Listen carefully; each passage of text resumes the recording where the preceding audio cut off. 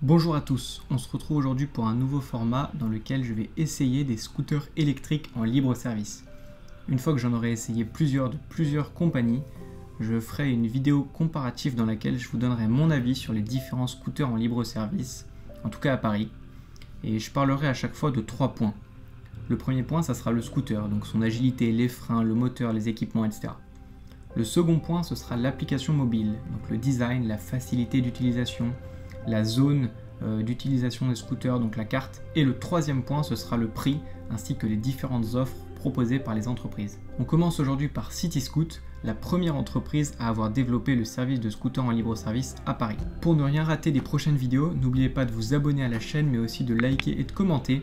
Donnez-moi votre avis sur le format en commentaire, justement, ça m'intéresse de savoir un peu. Et puis n'oubliez pas aussi de me suivre sur Instagram et sur TikTok, @glsdrive. Je poste des contenus courts qui teasent les vidéos YouTube, donc voilà, allez vous abonner là-bas. De plus, si vous cherchez une société de production vidéo pour votre entreprise, donc une agence qui réalise tous les types de vidéos pour vous aider à promouvoir votre entreprise dans l'automobile, mais pas que, mon adresse email de contact professionnel ainsi que mon site internet se trouve dans la description. Petit disclaimer aussi, cette vidéo elle ne reflète que mon avis, mon retour d'expérience, mon retour d'utilisateur sur le service Cityscoot. Chacun a un ressenti différent, chacun rencontrera éventuellement des problèmes qui sont différents, aura une sensibilité aux choses qui sont différentes. Donc voilà, cette vidéo elle n'est représentative que de mon avis, je ne détiens pas la vérité absolue, voilà, je vous donne juste mon retour d'expérience en tout cas sur le service Cityscoot.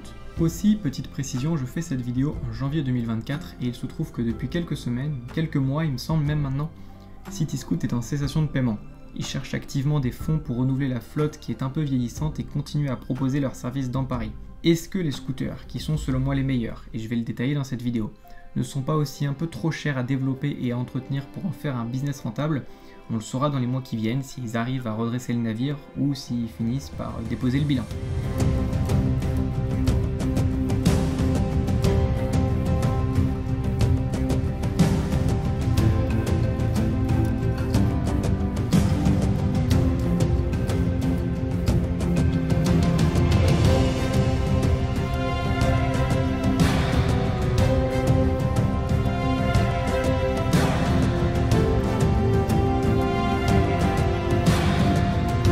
Le premier point dont je vais parler, comme je l'ai dit, c'est d'abord le scooter. De toutes les entreprises qui proposent ce service, le scooter Cityscoot c'est celui qui ressemble le plus à un scooter traditionnel. Il est fabriqué par l'entreprise allemande Govex et pour moi, c'est celui qui propose le meilleur compromis. Il n'est pas tout petit mais pas trop gros non plus, on se sent bien à son guidon. Il reste très maniable mais très stable aussi qu'on soit seul ou à deux. Les accélérations pour un scooter 50 cm3 jusqu'à 45 km/h donc, elles sont franches, ils ne se traînent pas du tout.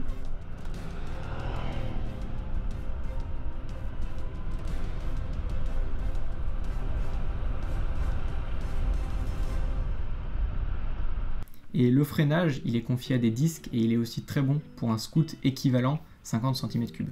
On est bien installé dessus d'ailleurs, la selle elle est confortable et il dispose d'un tablier pour se protéger du froid. Depuis quelques années, certains modèles sont équipés de top case et proposent donc 2 casques contre un seul au début. Il y a bien sûr des charlottes sous la selle pour les casques.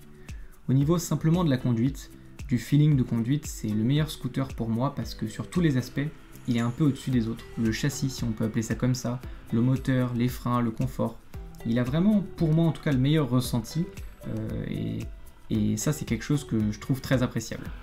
Maintenant attention, il dispose quand même de quelques défauts.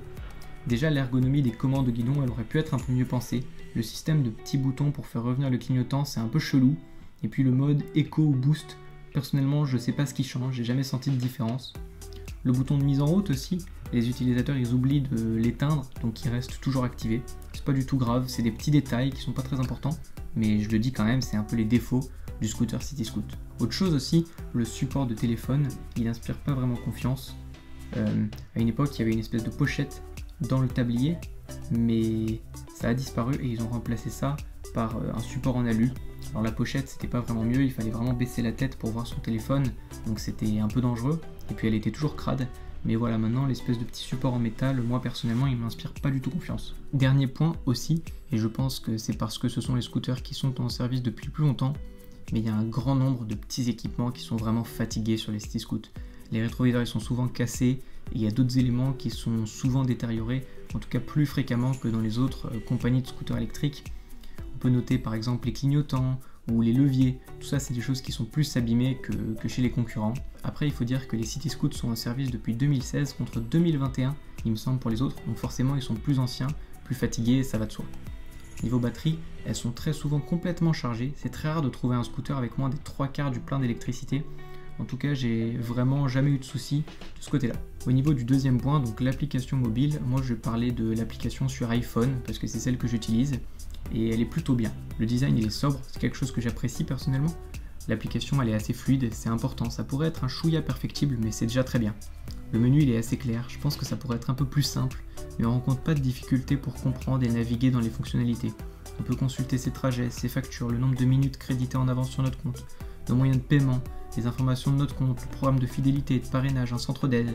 C'est quand même assez simple et plutôt bien fichu. La réservation d'un scooter elle se fait très facilement, il est bloqué 10 minutes et on peut le déverrouiller avec un code depuis l'application. On a accès à plusieurs informations lorsqu'on clique sur un scooter. Son numéro, l'autonomie, la distance en minutes à laquelle il se trouve, s'il dispose de 2 casques et les éventuelles promotions en cours sur le scooter en question. Il y a vraiment beaucoup de scooters, il me semble plus de 2500, mais parfois ils sont tous rassemblés un peu aux mêmes endroits, forcément dans les lieux denses. Il faudra donc marcher une dizaine de minutes pour en trouver un, même si c'est quand même assez rare. Pour ce qui est de la carte, donc c'est la carte dans laquelle vous devez garer les scooters, vous pouvez en sortir, rouler à l'extérieur de cette zone, mais il faudra revenir garer le scooter à l'intérieur. Cette carte elle englobe Paris et quelques villes de très proches banlieues, Neuilly-sur-Seine, Boulogne, Montrouge, mais il n'y a pas de ville disponible du côté de la Seine-Saint-Denis. Elle est quand même très étendue, surtout comparée aux autres concurrents. Pour ce qui est de l'assurance, CityScoot travaille avec Allianz et offre donc une assurance tout risque avec une franchise de 350 €. La flotte CityScoot elle a d'ailleurs été financée par l'entreprise LeasePlan, je trouve que c'est toujours intéressant à savoir. Il y a aussi autre chose que je peux préciser, c'est qu'on peut réserver les CityScoot depuis l'application Uber, mais personnellement j'ai jamais essayé. Un petit bémol au niveau de l'application encore, c'est la prise de photos à la fin des trajets. Le concept il est bien, ça permet d'éviter les problèmes de parking des scooters et de s'assurer pour l'entreprise que l'utilisateur a bien garé le scooter, mais la demande de prise en photo elle met souvent du temps à arriver sur le téléphone et comme parfois moi je suis pressé par exemple, ça m'énerve d'attendre à côté du scooter que la fenêtre elle vienne apparaître. Le troisième et dernier point c'est au niveau du prix maintenant. Le tarif des scooters en libre service il a fait qu'augmenter ces dernières années, forcément le coût de l'électricité qui a augmenté, les réparations aussi viennent influencer directement le prix des minutes de scooter. Le tarif de base CityScoot c'est 46 centimes la minute, on peut acheter des packs à 11 € pour 30 minutes, soit 37 centimes la minute, 34 € pour 100 minutes, soit 34 centimes la minute, et 75 € pour 250 minutes, soit 30 centimes la minute. Pour les moins de 26 ans, CityScoot propose un pack spécial à 14 € pour 50 minutes, soit 28 centimes la minute, qui est forcément très avantageux. Il y a d'autres petites choses que je pourrais rajouter. Pour les personnes qui hésiteraient à ouvrir un compte, comme CityScoot est en cessation de paiement, forcément la question peut se poser. En fait, vous risquez pas grand chose au niveau en tout cas de l'argent, parce que vous êtes débité qu'une fois que vous avez utilisé des minutes. Donc vous pouvez tout à fait créer un compte, utiliser les services, il n'y a pas d'argent à avancer, il n'y a pas de caution à déposer que vous pourriez perdre si l'entreprise venait déposer le bilan. Comme je pense qu'il y a certaines personnes qui pourraient se poser la question, en tout cas moi de ce que j'ai compris et de ce que j'ai pu voir, il n'y a pas d'argent à avancer. Moi je n'ai pas eu à le faire, après j'ai créé mon compte il y a quelques temps mais je ne pense pas que ça ait changé entre temps. Il n'y a pas d'argent à avancer et donc il n'y a pas de somme d'argent éventuellement à perdre si l'entreprise venait à déposer le bilan, hormis des éventuels packs que vous auriez achetés et pas eu le temps d'utiliser par exemple. Pour ceux qui se demandent maintenant, je vais détailler rapidement le fonctionnement de l'application. Donc déjà il faut forcément télécharger l'application, je crois qu'elle est disponible aussi bien sur iPhone que sur Android que sur les autres modèles de téléphone. Il faut ensuite donc créer un compte avec les informations classiques et déposer une photo de votre pièce d'identité mais aussi de votre permis de conduire. Il faut avoir le permis AM, anciennement le BSR, et 18 ans, il me semble, à vérifier, mais je crois que c'est ça. Pour pouvoir ouvrir un compte et accéder au service CityScoot, il faudra aussi rentrer forcément une carte bleue. Une fois que votre compte est validé, ça peut prendre un petit temps il me semble, mais c'est quand même assez rapide. Vous avez accès, donc vous voyez sur votre téléphone la carte CityScoot. Donc vous cliquez sur un scooter, donc un point bleu, pas très loin de votre emplacement, et là vous avez accès, comme je l'ai dit tout à l'heure, à l'autonomie du scooter, la distance en minutes à laquelle il se trouve, le nombre de casques, le numéro du scooter, sa plaque d'immatriculation et le tarif auquel le scooter est soumis. Parfois il y a des promotions et donc forcément les minutes seront un peu moins chères. Et vous pouvez ensuite le réserver en cliquant tout simplement sur réserver, forcément.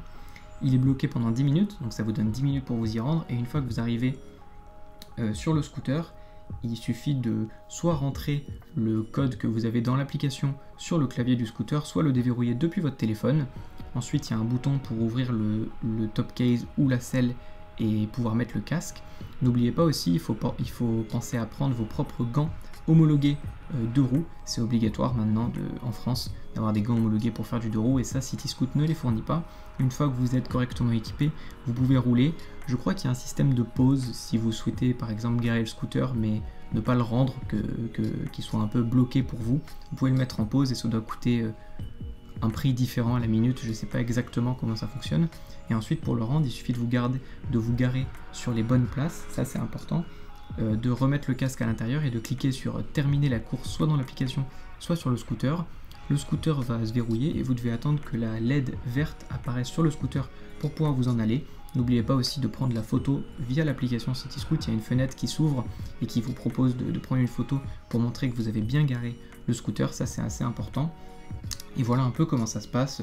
Si jamais vous aviez acheté des packs de minutes, les minutes elles sont déduites des minutes que vous aviez déjà créditées sur votre compte et si vous n'avez pas de pack, elles vous sont facturées au tarif de base qui est donc comme je l'ai dit de 46 centimes la minute.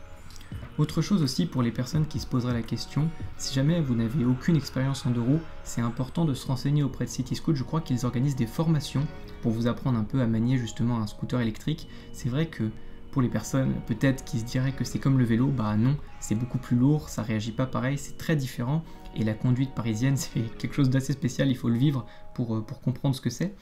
Donc comme le 2 roues c'est quelque chose de dangereux, c'est important de se former correctement pour pas faire n'importe quoi. Donc voilà, si vous avez aucune expérience, vous lancez pas sur la route en CityScoot, c'est hyper dangereux. Rapprochez-vous de l'organisme qui propose, je suis quasiment sûr qu'il propose des formations, je sais pas du tout comment ça marche mais je pense que c'est bien fichu. Donc voilà, commencez d'abord par ça avant de vous lancer tout seul au guidon du scooter, c'est mieux pour éviter de se blesser. Forcément le 2 roues c'est quelque chose de dangereux donc il faut prendre ses précautions. J'en ai fini de mes petites précisions, je vais maintenant conclure sur CityScoot. Au niveau du scooter c'est vraiment parfait, comme je l'ai dit, châssis, moteur, frein, si on peut appeler ça comme ça et si on peut juger du moteur d'un scooter électrique. Mais en tout cas pour moi le scooter il est vraiment agréable à rouler quoi, il n'y a rien à dire à ce niveau là. Hormis les rétroviseurs qui sont un peu abîmés, les scooters ils sont quand même en super état mécanique, ils marchent bien, le feeling de conduite au guidon il est bon quoi. L'application elle est aussi très bien faite, on s'y retrouve facilement, il y a un bon nombre de scooters disponibles et le service on sent qu'il a été bien pensé. Côté tarif c'est pas les moins chers mais en même temps pour ce qu'ils proposent ça reste tout à fait raisonnable. Le petit plus c'est quand même le pack City Young, forcément ça devient imbattable, on a les meilleurs scooters mais aussi le meilleur prix et ça pour moi c'est un sans faute pour CityScoot. C'est la fin de cette vidéo, j'espère qu'elle vous a plu. Donnez-moi votre avis en commentaire et puis partagez la vidéo à un futur utilisateur de CityScoot. N'oubliez pas de vous abonner sur YouTube mais aussi sur Instagram et sur TikTok, @JLSDrive pour avoir accès au contenu court qui tease un peu les vidéos disponibles sur la chaîne. Moi je vous remercie d'avoir regardé et je vous dis à la prochaine. Ciao tout le monde.